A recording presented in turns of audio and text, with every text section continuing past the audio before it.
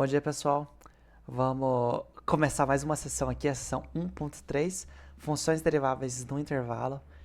Essa sessão é bem grande, até acho que tem vamos ver, 3 teoremas, 4 corolários, e é isso, 3 teoremas, 4 corolários. Então é bastante coisa, né, velho? E para essa única aula aqui eu só vou fazer esse teorema 1, porque esse teorema é particularmente difícil. Ah, professor, eu não achei. Ah, cara, problema é teu, eu achei bastante difícil esse teorema, a demonstração dele. Eu fiquei umas 7 horas para entender, então não me menospreze, por gentileza. E ele diz o seguinte: é o teorema do valor intermediado para as derivadas, então seja f um intervalo fechado a b, em R, derivável. Se f' de A é menor do que D, menor do que f' de B, então existe um C pertencente ao intervalo aberto, AB, tal que f' de C seja igual a este D. Né? Então, as derivadas assumem todos os valores entre A e B. O que seria assumir todos os valores? Então, um exemplo prático e rápido aqui, só para dar uma ideia intuitiva disso. Ah, não é exatamente isso. O problema não é meu. Vamos dizer que você estava numa viagem e aqui você estava a 20 km por hora e no final dela você estava a 100 km por hora. Se no início você estava a 20 km por hora e no final você estava a 100 km por hora, você obrigatoriamente tem que ter passado por todos os valores, independente da forma que você fez isso, entre 20 e 100. De algum modo você tem que chegar nos 100 km por hora.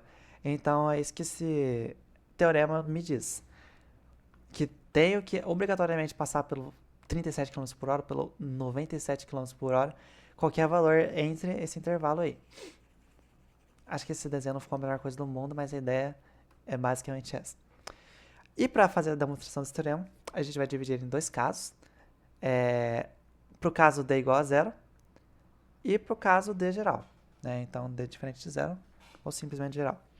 E como vocês devem pensar, o caso D igual a zero é o caso trivial, é o mais fácil de todos. Então vamos ver como que esse caso trivial é essa coisa facinho assim, velho, que até uma criança pode fazer. Então é o seguinte, considere D igual a zero. Ótimo. Vou considerar D igual a zero. O que acontece se D igual a zero? Então, isto é, agora eu vou escrever como que ficaria a expressão com D igual a zero, né?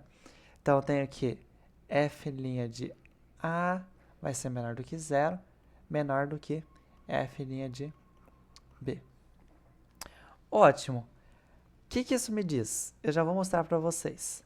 Assim, eu vou usar agora um dos corolários que eu usei nas aulas passadas. E qual corolário que eu vou usar? Eu vou usar o corolário 1. Caraca, onde está o corolário 1, velho? Ops.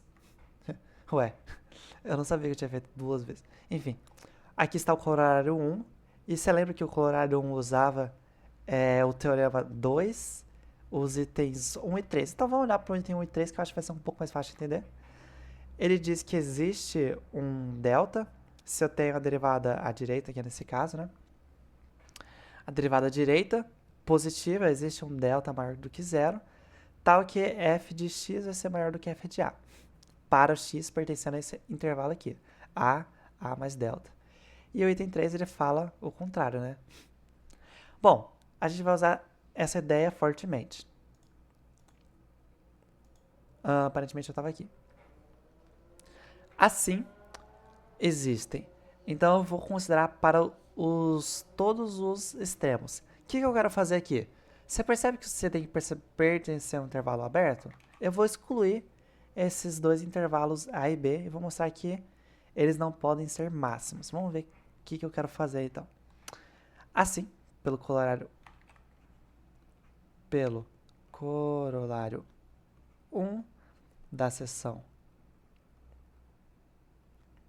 1.2, existem.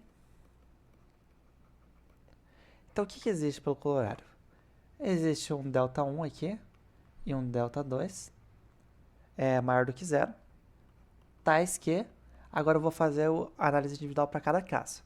Então, primeiro para o f' de A, eu sei que f' de A é maior do que zero, certo? Então, eu vou partir desse pressuposto aqui. Tais que f' de x, aliás, f' não, né? O corolário usa f. Então, f de x menor do que f de A. Esse aqui eu estou reescrevendo somente o corolário. Então, para x pertencente ao intervalo a mais delta. Então, realmente, o corolário, ou melhor, o teorema 2, item 1. E agora eu vou fazer para o b. E f' de x é menor do que f' de b para todo x pertencente a qual intervalo? O intervalo b menos delta 2, aqui, aliás, esse aqui é delta 1, menos delta 2 e b. Ok, olha só o que eu estou escrevendo aqui. Eu estou escrevendo que o meu f de A tem valores menores do que f de A e tem valores menores do que f de B. Então, se fosse fazer um gráfico dessa função, vamos fazer só para deixar um pouquinho mais entendível, ele seria algo do tipo, ó. Perdão. Ele seria algo mais ou menos do tipo.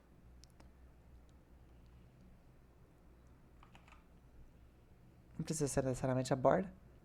Aqui vai ser A. E aqui vai ser B. Eu tô falando que para o A, se eu pego um A na proximidade aqui, ó, se eu pego nas proximidades de A, um delta 1, então pega um delta 1 aqui, ó, A mais delta 1. Eu tenho valores menores do que ele. Então, você pega um x pertencente nesse intervalo aqui, ó, pega esse x, o f de x vai ser menor do que o meu f de A. E o mesmo está acontecendo para o B. Então, você pega a esquerda dele, né? Então, B menos delta 2, sendo mais ou menos aqui, eu pego um x pertencente nesse intervalo. Então, eu pego esse x, eu tenho que esse f de x vai ser menor do que o meu f de b. É isso que eu acabei de falar. Acabei de escrever aqui, tá? É isso daqui que está escrito. Então, perceba que o meu b, o meu f de a e o meu f de b não podem ser os mínimos, né? Ela não pode assumir o valor mínimo nesses dois pontos porque existem valores menores do que eles. Então, se não pode assumir valores mínimos, será que o que eu posso afirmar sobre ele? Existe um teorema na análise 1, que é o teorema de Weierstrass, que vai dizer que se eu tenho um intervalo fechado, nesse intervalo fechado, a função vai assumir máximos e mínimos. Nesse caso aqui, né, eu estou interessado no mínimo. Bom, pelo teorema de Weierstrass, então, pelo teorema desse modo, tá? Desse modo. Pelo teorema de Weierstrass, acho que é 2S, f atinge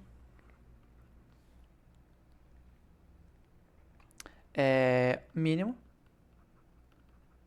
Onde que ele vai atingir mínimo, então? Ele vai atingir mínimo no intervalo aberto, porque eu sei que no A e no B ele não atinge o valor mínimo.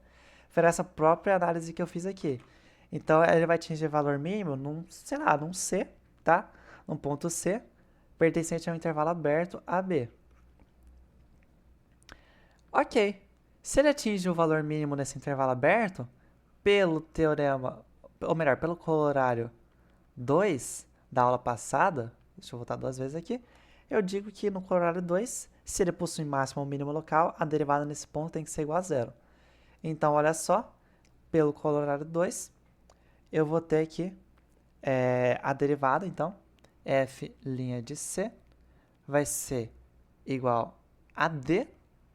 Ah, por que igual a d? Porque meu d é igual a zero. Que é igual a zero. Então, eu termino o caso trivial, né? Que eu só uso dois teoremas, ou melhor, eu uso dois corolários e um teorema. Facinho, né? Facinho esse caso aí. E pro caso geral? Putz, se o caso trivial foi tão difícil assim, o caso geral vai ser o inferno, né? Vamos ver como vai ser o caso geral. Então, considere agora um D genérico, né? Considere agora o caso geral. O caso geral. Ou seja, f' de A menor que D menor que f' de B. O que eu vou fazer aqui? Vou fazer a subtração desse D para os dois lados. Então, fazendo a subtração, eu vou ter que... Vou pular uma linha que tá ficando muito grossa minha caneta, não sei por que isso tá acontecendo. Eu vou ficar com f' de A menos f' de D menor do que 0, menor do que f' de B menos D. Bom, o que eu tô pensando aqui? Botei um 0 aqui. Tá aparecendo o caso trivial? Tá aparecendo, só que o caso trivial eu tenho que usar duas funções derivadas, né? O que eu vou fazer? Eu vou fazer uma jogada, então. Ó, eu vou considerar uma função que a derivada dessa função seja exatamente essa função aqui. Intuitivamente, então, vamos integrar. Vamos integrar essa função aqui, ó. Vamos integrar essa jossa aqui. Se eu pensasse nessa função como f' de x menos d, qual que é a função que me dá isso? Bom, a derivada, a integral disso seria f de x. Opa! E a integral disso seria menos dx. Ah, e uma mano, eu só preciso de uma função para definir isso, não preciso de todas as funções. Então, essa daqui vai ser uma das funções. Eu vou chamar essa função aqui que eu acabei de criar. Inclusive, essas coisas não são iguais, né? Eu não posso falar, é só uma implicação. Mas eu vou criar essa função auxiliar aqui, ó, que eu sei que a derivada de g é o quê? É f' de x menos d. Que aí, se eu jogar o ponto A, eu vou ter esse extremo aqui. Se eu jogar o ponto B, eu vou ter esse extremo aqui. Fechou? Fechou. Então, vamos definir essa função auxiliar? Vou voltar um pouquinho aqui.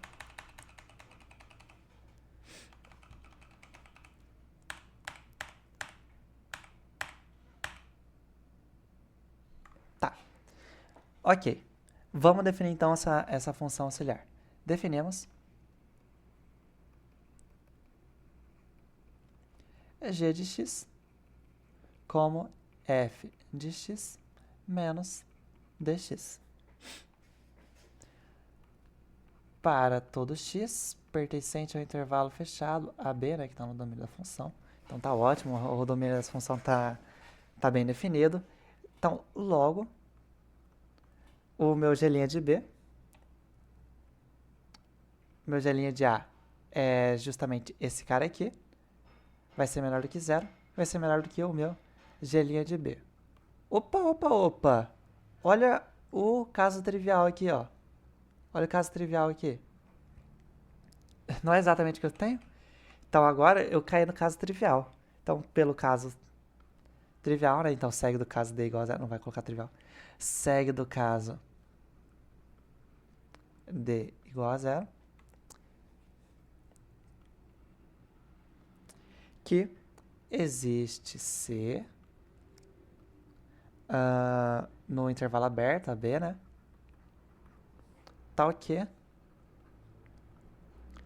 g' de C é igual a 0. Porém, o meu g' é definido como? O g' de C vai ser, vamos substituir na derivada aqui, então.